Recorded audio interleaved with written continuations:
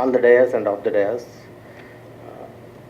Before I would like to make a brief presentation, I would like to know, if you don't mind, how many of the audience are from the top management of the industry? Top management means the director, managing director, or promoter. I really appreciate and welcome you, sir. One of the challenges the environment is absolutely, with due apologies, I would like to say, the sensitizing the top management. I worked in the regulatory for 23 years, and now I'm in the academic line, and also I do a lot of consultancy work, etc. When we feel the environment, especially the main challenges or main hurdle, many people feel that environmental regulations are the main hurdle.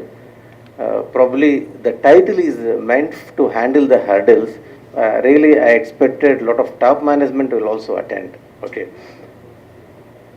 Anyhow, I would like to appreciate the organizers for taking this initiative, and definitely I would like to say that a lot of issues are there. The issues are becoming more because of a lot of different perceptions.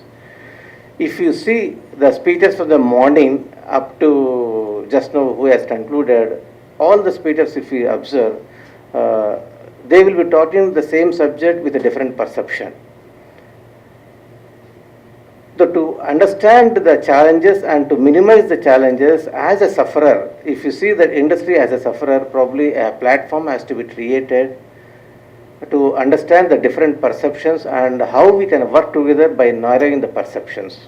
This is a small brief in my side, and I will be focusing the maybe maximum 15 minutes or so, 15-20 minutes. I would like to discuss about the micro level, because micro level means at the industry level what the audit will help. That is my topic. Auditing, what is the role of the line departments? I would like to share what is meant by line departments.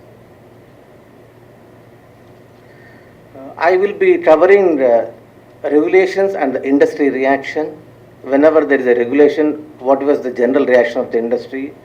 Auditing at its importance, and the environmental statement, which is a mandatory requirement, and its importance.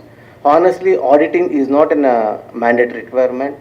And role of our line departments, with my experience, I would like to briefly touch upon as a case study, and few challenges and a little bit way forward. Whenever any regulation comes, you can observe these three categories of the response, I would like to say. Crisis-oriented environmental management, cost-oriented environmental management, enlightened environmental management. I would like to explain in little bit more what is these three categories, and you have to check yourself, your management or my management falls under which category, either the category 1, category 2, category 3. What is meant by crisis-oriented environmental management? No environmental policy or the no strategy, that means they don't give much preference to the environment and much priority for the environmental compliance. No separate environmental unit or that is a manpower.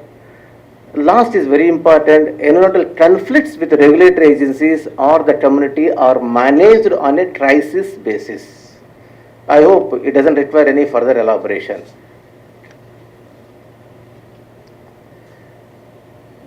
Second category is environmental regulations are accepted as a cost of doing business. I would like to tell in a light event, because father is asking the son to study. Forcefully, the son has opened the book and started reading it for 2 hours, but the mind is somewhere else. So some organizations will try to say, okay, there is a force, I have to work. That means I don't put my wholehearted efforts. Efforts made to comply as efficiently as possible, but not as enthusiastic as possible. And third is enlightened environmental management. A strong corporate support, that means the top management will give a very specific message to across the factory or across the force, manpower, etc., saying that for our unit, the environmental compliance is a priority. With a strong, I would like to say, the top management come out. And good environmental practices, good relation with the government and the community, because this category of industry will feel environmental compliance to create some sort of goodwill also. It's not just a profit over motto.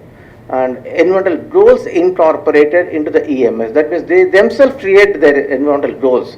Why somebody should monitor me? Why somebody should observe me? I would like to monitor myself. I would like to observe myself. These are the three categories, not only in AP, not only in our country, globally, whenever the new regulations, not only the environment, any regulations comes, there is a lot of research says that we can categorize this other stakeholder into one of the three categories. And briefly, I would like to touch upon there is a lot of compliance improvement, and at the same time, lot of reasons for the violation. I would like to say one of the reasons is a willful default.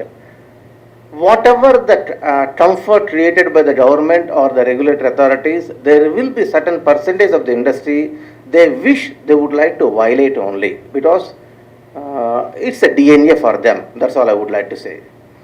Second is not feasible to comply. Yeah, there are certain regulations. Even though I worked in the regulatory for 23 years, I say that there are certain regulations which are practically not feasible to comply. But still it has been imposed on the industry. And unfortunately, the industry also, in the compliance report, they say that we are compliant. Not warranted. This is also important. Some of the conditions, I agree, technically it's not warranted. But still, the Minister of Environment or the regulatory authority or any department, not only the Pollution Control Board, any department, still they stipulate it because some of the conditions are drawn from the maybe 20 years back, 30 years back.